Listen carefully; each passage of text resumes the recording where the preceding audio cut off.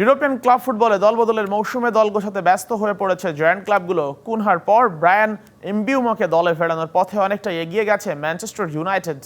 AC Milan midfielder ব্রেইন্ডার্সকে নিতে সম্মতিতে পৌঁছেছে ম্যান সিটি। গায়কোয়ার্ডসকে দলে পাওয়ার রেসে এখন একাই আছে আর্সেনাল।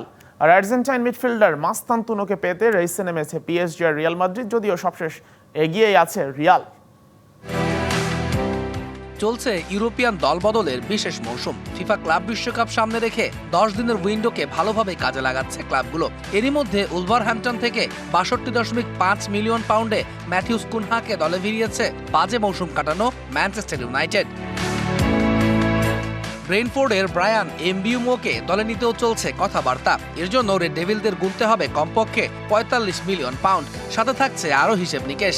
শেষ বেলায় সৌদির অর্থের ঝনঝনানি নাকচ করে ম্যানিউতেই থেকে যাওয়ার সিদ্ধান্ত নিয়েছেন পর্তুগিজ মিডফিল্ডার ব্রুনো ফার্নান্দেজ।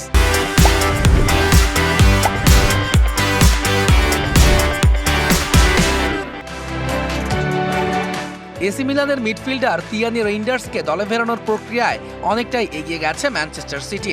এর জন্য তাদের গুনতে হচ্ছে 55 মিলিয়ন ইউরো। 26 বছর বয়সী এই ডাচ মিডফিল্ডার সিটিজেনদের সাথে চুক্তি করতে যাচ্ছেন 5 বছরের। আরেক ইংলিশ ক্লাব আর্সেনালের নজর মার্টিন জুবিমেন্ডির ওপর থাকলেও মিকেল আর্টেটা তাদের নাম্বার 9 এর জন্য আলোচনা শুরু করেছেন লাইপজিগের বেঞ্জামিন সেসকোর সাথে। আবার ম্যান ইউ কুনহাকে নেয় গায়কেরেসের জন্য পথটা অনেকটা মসৃণ হয়েছে গানারদের।